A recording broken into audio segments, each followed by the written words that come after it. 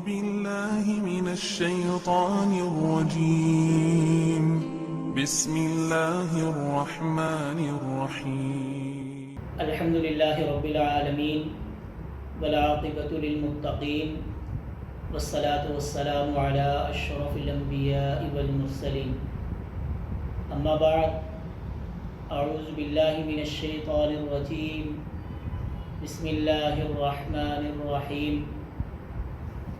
شهر رمضان الذي أنزل فيه القرآن. صدق اللہ العلی العظیم. رمضان المبارک کا یہ بابرکت مہینہ ایمان والوں کے لیے اللہ کی طرف سے رحمت ہے. سب سے پہلی بات کہ روزہ کیا ہے؟ روزہ صوم اور صیام سے ہے کہ جس کا معنی رکنا ہے. اور کس چیز سے رکنا ہے؟ کھانے سے، پینے سے اور خواہشات سے، نفس سے رک جانے کا نام روزہ ہے. دوسری بات کہ روزہ کب فرض ہوا؟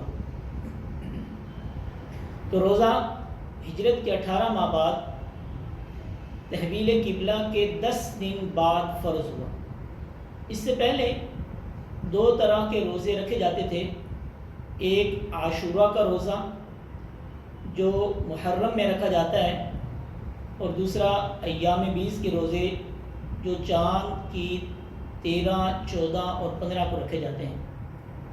لیکن جب رمضان کے روزے فرض ہوئے تو ان روزوں کو نفل قرار دے دیا گیا. رمضان کی جو فضیلت ہے یہ شروع سے ہی اس بات کو واضح کرتی ہے کہ جس کو نبی پاک صلی اللہ علیہ وسلم نے فرمایا کہ رمضان کے شروع ہونے کے ساتھ اللہ شیاطین کو جکڑ دیتے ہیں اور جنت کے دروازوں کو کھول دیتے ہیں. تو یہ اس بات کا اعلان ہے کہ اللہ اپنے بندوں کو اپنے قریب کر لیتے ہیں. اور تیسری بات کہ روزے کے لیے اللہ نے جنت کے دروازوں میں سے ایک خاص دروازہ رکھا ہے جس کو باب الریان کہا.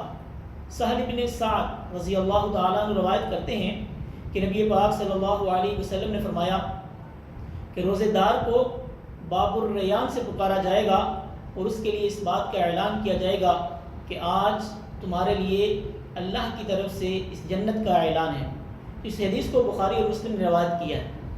رمضان کا جو روزہ ہے اور اس کا جو قیام ہے اس کے بارے میں محمد رسول اللہ صلی اللہ علیہ وسلم کا فرمان ہے کہ من صام رمضان ایمانا و احتسابا غفر له ما تقدم من ذنبه. جس نے رمضان کا روزہ ایمان کی حالت میں اللہ کی رضا کے لیے، اس کی رضا، اس کی یاد اور اس کی فکر کے لیے رکھا، اس کی مرضی اور اس کی خوشی کے لیے رکھا، تو اللہ اس کے لیے غفر له ما تقدم من ذنبه، اللہ اس کے لیے مغفرت اور اس کی بخشش کا اعلان فرمانے والے ہیں. اور اسی طرح من قام رمضان ایمانا و احتسابا، کہ جس نے رات کا قیام رمضان میں قیام اللیل کا اہتمام، تراویح کا اہتمام کیا، اس لیے کہ اس رب کی رضا کے لیے ایمان اور احتساب کے ساتھ، فرمایا غفر له ما تقدم من ذنبه، کہ اللہ اس کے لیے مغفرت اور اس کی بخشش کا اعلان کرنے والے ہیں. تو یہ اس حدیث کو بھی امام بخاری اور امام مسلم نے روایت کیا. تو یہ بات ہمیں واضح کرتی ہے کہ رمضان کتنا بڑا اللہ کی رحمت کا مہینہ ہے. اسی طرح رمضان کا جو ثواب ہے وہ ہر ثواب سے مختلف ہے. جیسے کہ یہ بات احادیث سے ملتی ہے کہ نماز پڑھنے پر اللہ 10 گنا اجر عطا کرتے ہیں. کہ جس کا کوئی عمل اس کے نوافل میں سے کم ہوا، وضو کے آداب میں کم ہوا، اس کے لیے اس سے ثواب کم، 9 حصے، 8 حصے. اور یہاں تک کہ وہ شخص کی جس نے نماز کی پرواہ نہ کی، اس کے لیے وہ نماز اس کے لیے بد دعا کرتی ہے.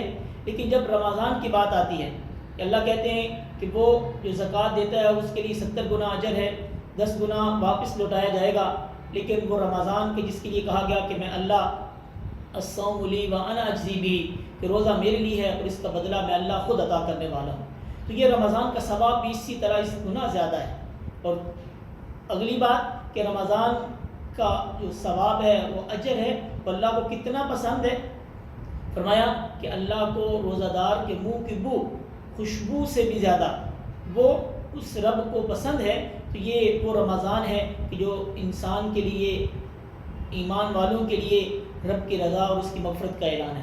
اور اسی طرح روزہ دار جو ہے اس کے لیے قیامت کے دن اللہ کے ہاں یہ سفارش بننے والا ہے کہ کل قیامت کے دن اللہ کے ہاں روزہ اور رمضان قرآن اللہ کے ہاں سفارش بنیں گے کہ اللہ اس نے رمضان میں قرآن کو پڑھا، اے اللہ اس نے رمضان میں روزے کو رکھا، اے اللہ ہم تیرے لیے رکھا گیا تھا، تو ہم اس بات کی سفارش کرتے ہیں اور اللہ ان دونوں کی سفارش کو قبول کریں گے۔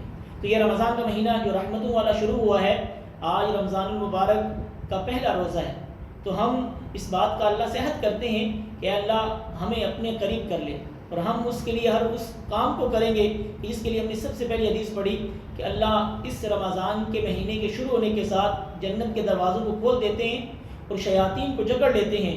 تو یہ ہمارے لیے رب کے ساتھ قریب ہونے کا یہ وقت ہے، تو ہم ہر لمحہ یہ کوشش کریں کہ ہمارا ہر لمحہ اس رب کی یاد میں گزرے۔